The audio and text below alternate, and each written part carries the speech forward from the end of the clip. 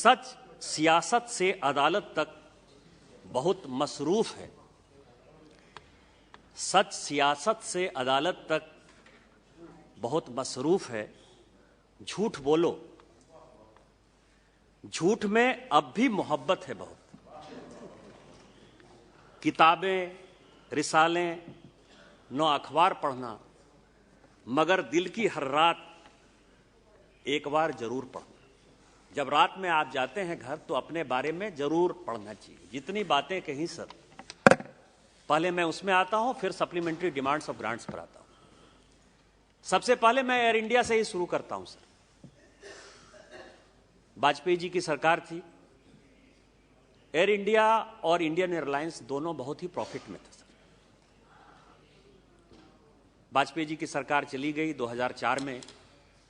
दुनिया के जितने अर्थशास्त्री हैं वो सब इस सरकार को चलाने लगे सर। माननीय प्रधानमंत्री जी खुद मनमोहन सिंह जी बड़े अर्थशास्त्री थे। उनके साथ चिदंबरम साहब महान अर्थशास्त्री, अब नहीं है, हमारे राष्ट्रपति महोदय थे, प्रणब मुखर्जी साहब, मोंटेक सिंह अहलूवालिया साहब, सुब्रमण्यम साहब, आप नाम लीजिए। इस देश में जितना टैलेंटेड इकोनॉमिस्ट थे सब के सब कांग्रेस की सरकार को चलाते थे। 2004 से लेकर 2014 तक उन्होंने चलाया। और उन्होंने एक फैसला किया सर कि एयर इंडिया और इंडियन एयरलाइंस को जो है हम मर्ज कर दें। बहुत अच्छा हुआ। कभी मर्ज नहीं हुआ सर।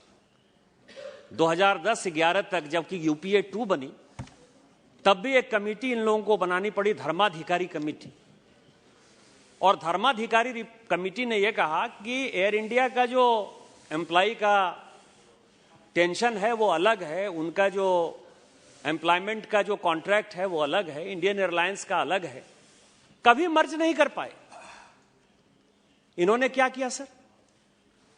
जिस ऑर्गेनाइजेशन के पास पैसा नहीं था, मर्जर के बाद जिनकी की कोई भी हैसियत नहीं थी जहाज खरीदने की, यदि मेरे पास ये सॉल खरीदने की हैसियत नहीं है सर, तो मैं कैसे सॉल ये ले सकता हूं?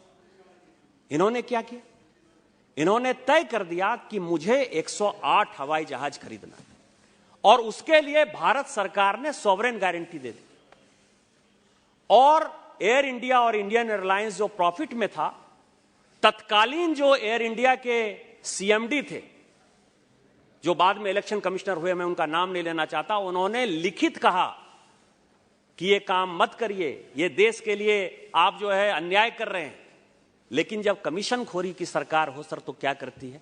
उसने उस सॉवरेन गारंटी में एयर इंडिया और इंडियन एयरलाइंस को ऐसा फंसा दिया, उस लेगेसी से आज तक हम नहीं निकल पाए। और फाइनली मैं भारत सरकार को और सीतारामन जी को बधाई और धन्यवाद देना चाहता हूं कि हमने फाइनली एयर इंडिया को जो 5,000 से लेकर 10,000 करोड़ प्रत्येक साल देते थे, आज हमने उस पर विराम लगा दिया है। इसके लिए आप बधाई नहीं देंगे? बधाई के बदले मुझे कहेंगे गलती आपकी, चोरी आप करी और दोषी हम। हमने क्या किया? और इस पार्लियामेंट में लगातार, मैं जिस दिन से सांसद बना 2009 से लेकर 2014 तक, कम से कम 10 बार, गुरदास गुप्ता साहब अभी नहीं है, लगातार मैं इस सरकार को आगाह करता रहा कि आप एयर इंडिया के लिए कुछ करिए, आप एयर इंडिया के लिए कुछ करिए, लेकिन कुछ नहीं कर पाए। आज यदि सरकार ने किया तो बधाई और धन्यवाद देने के बदले आप उसके ऊपर क्वेश्चन कर रहे हैं। दूसरा सवाल है ऑयल बॉन्ड का सर। इन्होंने प्राइस की बात की, एलपीजी की बात की, क्योंकि इस बजट में 29,000 करोड़ रुपया जो है एलपीजी की बात है। मैं उसको रिपीट नहीं करना चाहता क्योंकि पिछली बार मैंने बोलते हुए काफी कुछ चीजें कह दी। पूरे दुनिया में प्राइस बढ़ रहे हैं, दुनिया में तेल के दाम बढ़ रहे हैं। आपने जो कहा वोट बैंक की पॉलिटिक्स, वोट बैंक की पॉलिटिक्स हम करते हैं, झूठ की पॉलिटिक्स हम करते हैं कि आप करते हैं? आपने तो गुजरात चुनाव का उदाहरण दिया, आपने तो हिमाचल चुनाव का उदाहरण दिया कि प्राइस बढ़ नहीं रहे, लेकिन आपने जनता को क्या गुमराह किया? आपने जनता को यह कहा कि दुनिया में $120 पर बैरल हो जाए, $110 पर बैरल हो जाए, मैं जो है पेट्रोल डीजल के दाम जो है कंट्रोल करके रखूंगा। और उसके लिए क्या रास्ता आपने अपनाया? क्योंकि कोई कंपनी घाटे में तो नहीं चल सकती है, आपने ऑयल बॉन्ड जारी किए। और उस ऑयल बॉन्ड की जो मैच्योरिटी है वो किसको पूरा करना पड़ रहा है? 2014 तक, क्योंकि आपको यह पता था। आपने इस देश में ऐसी ऐसी चीजें लागू की, कांग्रेस को यह पता था कि उसने इतना करप्शन कर लिया है, जनता में उसकी इमेज इतनी खराब है कि दोबारा उसको वापस नहीं आना है। और इसीलिए ये चीजें माननीय प्रधानमंत्री जी के माथे पर और जो वित्त मंत्री है वित्त मंत्रालय के माथे पर थोपने के लिए आपने ऑयल बॉन्ड जारी किया। आज ऑयल बॉन्ड को रिटर्न करने के लिए पैसा देना पड़ता है, और यदि हम ऑयल कंपनी घाटे में नहीं जाए और दूसरा जो है कभी हम अपने आम गांव गरीब किसान बच्चों को जो है कर्ज उसके माथे पर नहीं चढ़ाएं, यदि हम पैसा ले रहे हैं, कौन सा अन्याय कर रहे हैं? इसका क्या चुनाव में असर पड़ता है? यदि चुनाव की राजनीति होती तो हम उसको जो है 60 रुपया पर पेट्रोल और डीजल का दाम ले आते।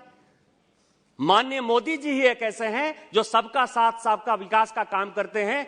कोई भी जो है वो वोट बैंक की पॉलिटिक्स नहीं करते हैं, वो आम गरीब जनता की पॉलिटिक्स करते हैं।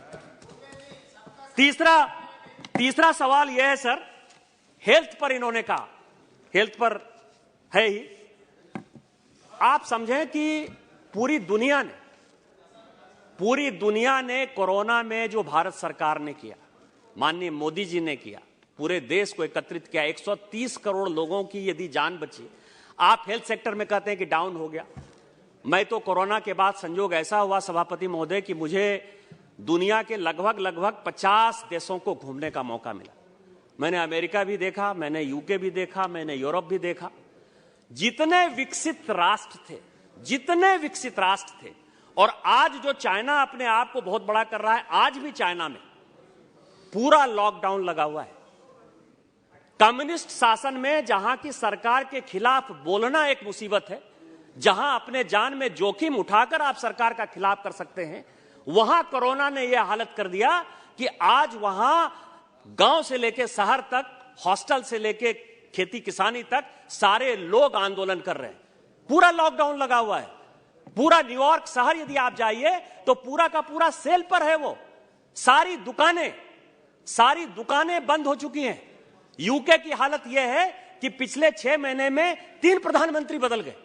हमारा सौभाग्य है और हम बधाई देना चाहते हैं कि जिस इंग्लैंड ने, अंग्रेज ने हमारे यहां रूल किया, आज भारतीय मूल के वहां प्रधानमंत्री हैं। इसलिए मैं सुनक जी को बहुत बधाई और धन्यवाद देना चाहता हूं। लेकिन इसके बावजूद भी भारत में माननीय सीतारामन जी के कारण, वित्त मंत्री के कारण, माननीय प्रधानमंत्री जी के कारण हम 130 करोड़ लोगों का जान बचा पाए। आज पहली बार ऐसा हुआ कि कोई भी टीका होता था, पोलियो से लेके छोटा मलेरिया फलेरिया तक होता था सर, उसके लिए हम लोगों को 10 साल 12 साल जो है टीका के लिए इंतजार करना पड़ता था। आप रिसर्च डेवलपमेंट की बात करते हैं, आप हेल्थ सेक्टर की बात करते हैं, आपने कभी भी जो है एम्स बनाने का प्रयास नहीं किया, आपने कभी गांव गरीब किसानों को देखने का प्रयास नहीं किया। हमारी सरकार थी जिसने आयुष्मान भारत दिया। आज 5 लाख रुपया प्रत्येक परिवार को मिल रहा है कि नहीं मिल रहा है, और 22 एम्स बने। कोई ऐसा राज्य नहीं है जहां की माननीय प्रधानमंत्री जी ने एम्स नहीं दिया, और कई एक ऐसे राज्य हैं जहां 2-2 एम्स बना। इसके बावजूद भी आप कहते हैं कि हमने बजट डाउन कर दिया। कुछ भी डाउन कर दिया, हमने 130 करोड़ लोगों के जान बचाने के लिए काम किया नहीं किया, इसके लिए आपने कभी बधाई दी, कभी विरोध के लिए विरोध करना है। हमसे जुड़े रहने के लिए हमारे YouTube चैनल को सब्सक्राइब करें और नई वीडियो की नोटिफिकेशन के लिए बेल आइकॉन को दबाएं। अगर आप ये वीडियो Facebook पर देख रहे हैं तो लाइक जरूर करें और ज्यादा से ज्यादा शेयर करें। धन्यवाद।